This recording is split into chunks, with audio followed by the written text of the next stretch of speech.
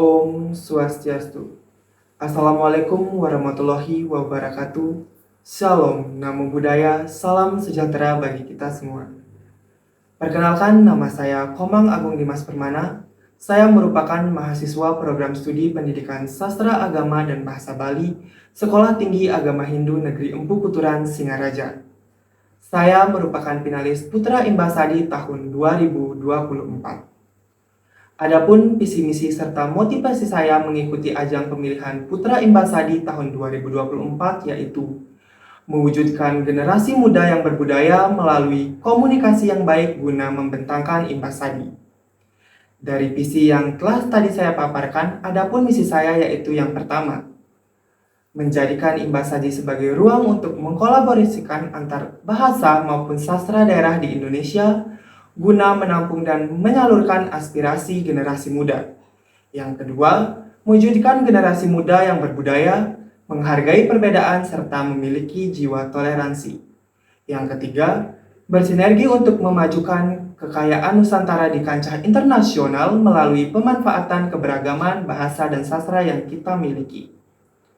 Adapun motivasi saya menjadi Putra Imbasadi adalah mencari pengalaman serta menambah wawasan dan mencari relasi yang dimana Imbasadi ini merupakan wadah untuk mahasiswa sastra dan bahasa daerah se-Indonesia, maka dari itu saya ingin menambah relasi yang lebih jauh lagi.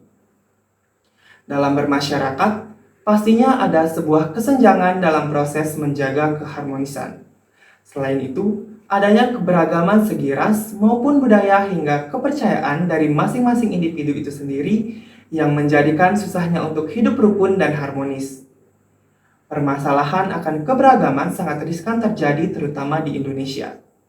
Seperti yang kita ketahui, negara Indonesia merupakan negara yang melimpah akan budaya, ras, suku, bahasa, agama, bangunan, pakaian, bahkan warna kulit hingga kepercayaan yang berbeda-beda. Selain itu, Indonesia merupakan suatu negara yang berdiri dari banyaknya jajaran pulau dan masing-masing daerahnya memiliki budaya dan tradisi yang unik. Dengan keberagaman yang ada, Indonesia dapat dikatakan sebagai negara heterogen dan keberagaman tersebut yang telah menjadi suatu simbol persatuan dan kesatuan. Bersandar pada keberagaman yang ada pada setiap daerah di dalamnya, negara Indonesia masih mengalami intoleran antar umatnya. Perbedaan inilah yang dapat menjadi tantangan jika tidak disikapi dengan bijak dan arif. Dapat menjadi ancaman perpecahan hingga perseteruan yang dapat merusak keamanan sosial. Seperti semboyan Bhinneka Tunggal Ika atau yang lebih keren disebut dengan Unity in Diversity yang artinya berbeda-beda tetapi tetap satu. Di Kabupaten Buleleng terdapat sebuah pura yang bernama Pura Taman Sari terletak di lingkungan Taman Sari, Kampung Baru, Kecamatan Buleleng. Daerah ini terkenal pabrik produksi tahu tempe yang dipelopori oleh umat Islam. Penduduk yang tinggal di Taman Sari bisa dikatakan multikultural. Pada dasarnya, masyarakat lingkungan Taman Sari juga sangat terlihat prinsip masyarakat yang mengakui adanya Tuhan. Dan sesuai dengan nilai dari sila pertama Pancasila, ini terlihat dari kehidupan keberagaman yang ada. Baik itu umat Hindu, Islam, Buddha, Konghucu pun melengkapi permukiman ini. Tak ada mayoritas maupun minoritas karena toleransi yang begitu tinggi didedikasikan untuk lingkungan ini. Selain adanya sebuah pura, di lingkungan sekitar Taman Sari pun dibangun sebuah masjid untuk umat muslim beribadah. Tak jauh dari lingkungan Taman Sari atau dapat dikatakan hanya berbeda lingkungan pun juga terdapat bangunan suci wihara untuk umat Buddha. Toleransi yang begitu tinggi didedikasikan untuk lingkungan ini. Selain adanya sebuah pura, di lingkungan sekitar Taman Sari pun dibangun sebuah masjid untuk muslim beribadah.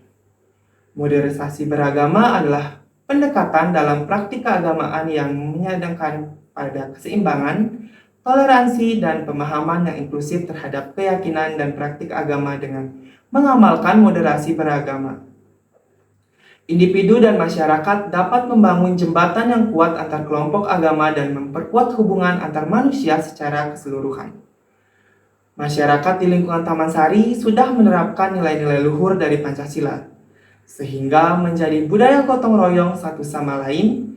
Ini selaras dengan penerapan nilai dari sila kedua dan ketiga dari Pancasila.